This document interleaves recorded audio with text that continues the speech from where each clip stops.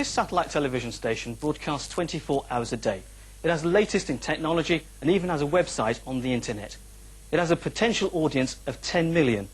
But in its schedules, you won't find soaps, tacky quiz shows, or any music whatsoever.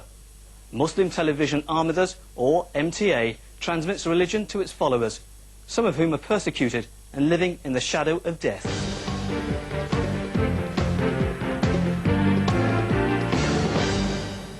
This building in suburban Putney, South London, is the unlikely setting for one of Britain's least known TV channels. Mirza Tahir Ahmed, supreme head of the Ahmadis, is surrounded by bodyguards as he prepares to broadcast from the movement's London mosque. He was forced to leave Pakistan in 1994, claiming he faced continued religious persecution.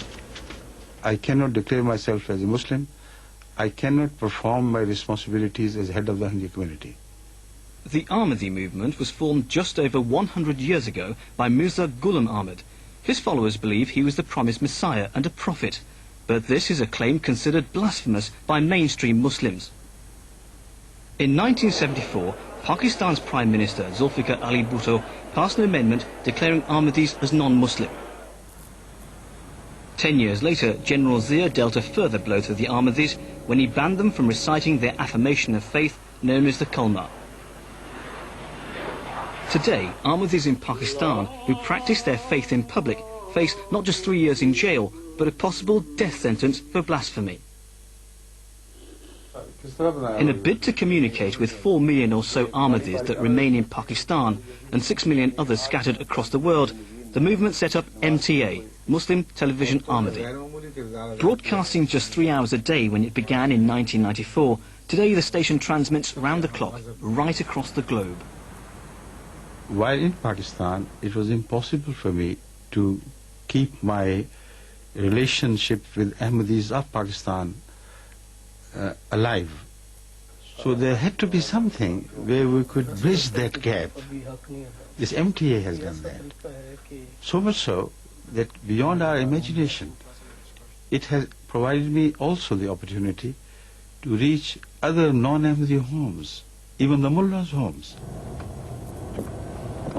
Nasir Ahmed is the chairman of MTA and, like many of his colleagues, juggles a business career while working as a volunteer in the station.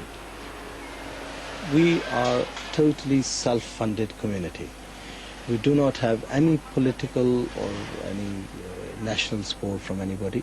We work for MTA as part of our commitment to the community. And we learned this business just by experiencing, just by experimenting.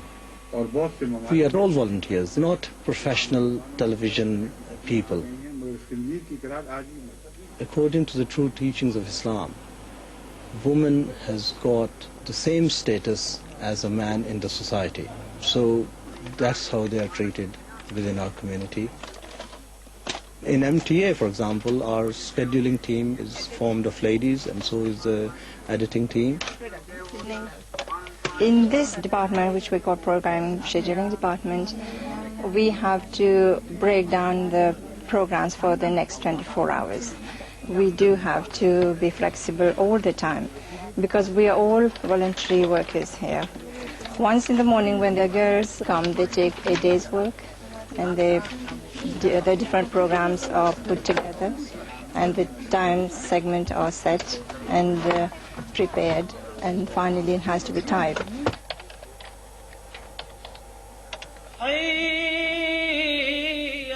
The Friday sermon in South London gives Ahmadis the opportunity to convey their message throughout the world. It's being transmitted live into the homes of Ahmadis as far afield as Indonesia, Canada, Pakistan and Africa. For those who don't understand Urdu, a team of volunteers translates the sermon into a number of different languages. Then the stains that you have, they will be removed from your person, because ills and goodness, they do not grow together. Righteousness.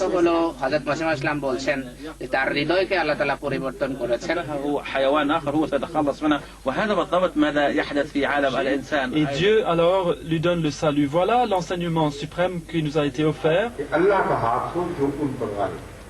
The mix of programming reflects the station's desire to appeal to the widest audience possible. We have programs in Norwegian, in German, in French, in Arabic. So we cater for all people around the world.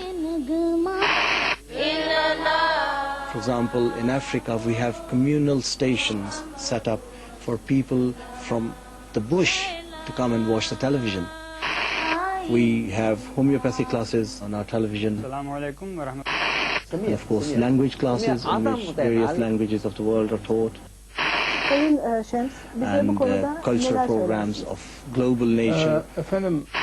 And of course, other religious programs as well.